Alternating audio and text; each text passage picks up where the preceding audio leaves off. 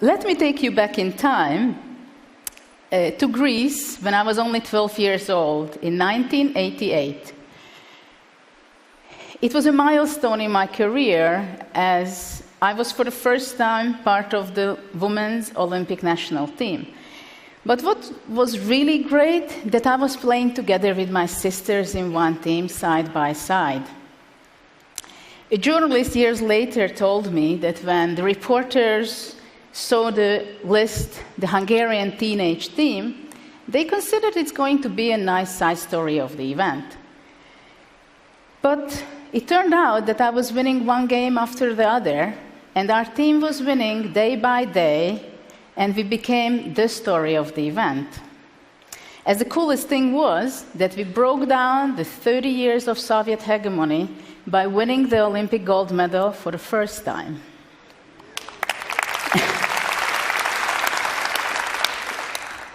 But I can recall a very special moment for me, which I keep in my memory, when I was playing in this Olympiad game 10. I was concentrated very much on the board, and after calculating some lines, I looked up from the chessboard, and who did I see? The world champion, Garry Kasparov, watching my game. Wow.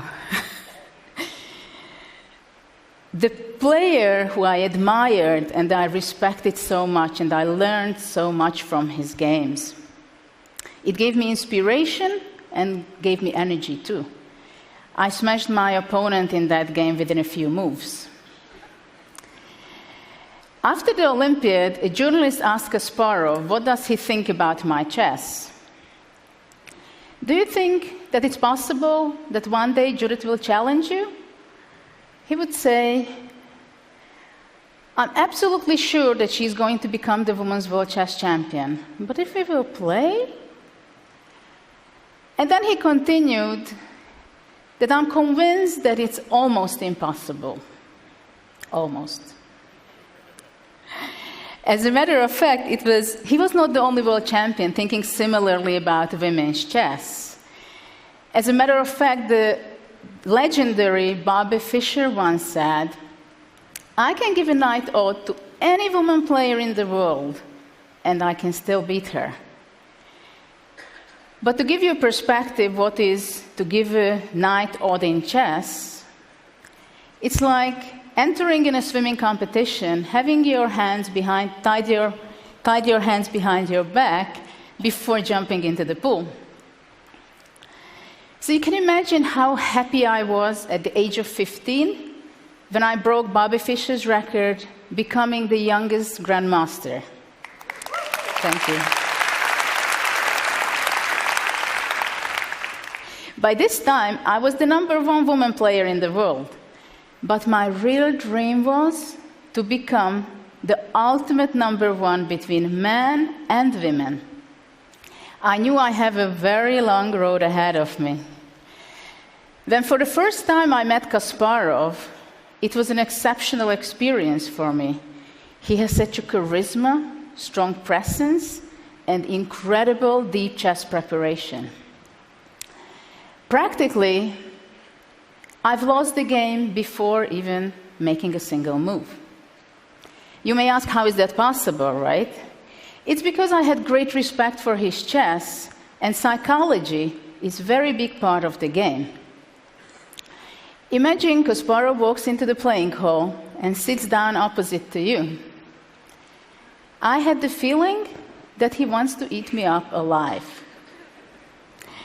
It took me years until I figured out a strategy that worked against him. I gave him a hard time in this game. First of all, I built up my self-confidence, and I used his own weapon against him. When I was playing this game, my focus was that I will attack his king aggressively. No matter what happens on the chessboard, I will stick to my plan. At one point, he started to feel uncomfortable, and he took off his jacket, put it on the chair, took off his watch, put it next to the chessboard.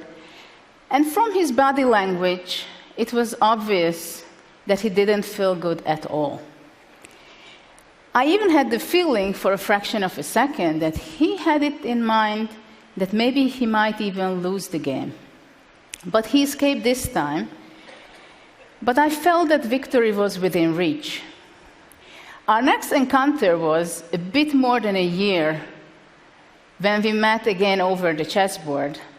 And it was very interesting that Kasparov also had this very aggressive style and he wanted to kill the opponent.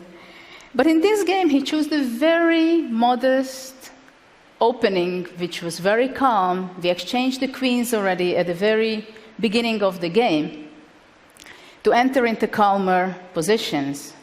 But in the middle of the game, when we entered into the crucial situation when he captured one of my pieces, instead of capturing it back the natural way, I was playing with my rook the unexpected move to the middle of the board, and I was attacking his king again. It turned out to be a decisive move, and within the moves, Kasparov had a difficult position. He couldn't stop my threat of giving a checkmate, and he resigned. This game gave me a lot of energy and strength to fight in my upcoming tournaments, events, competitions, and I fought myself into the top 10. Practice, perseverance, and passion. These are key elements of my success. But you may ask whether did I accomplished my dream to become the world number one in ultimate competition? And I have to say, no, I did not. But I did challenge all the top grandmasters. I played in the World Championship tournaments, and I did beat 11 respected world champions. Thank you.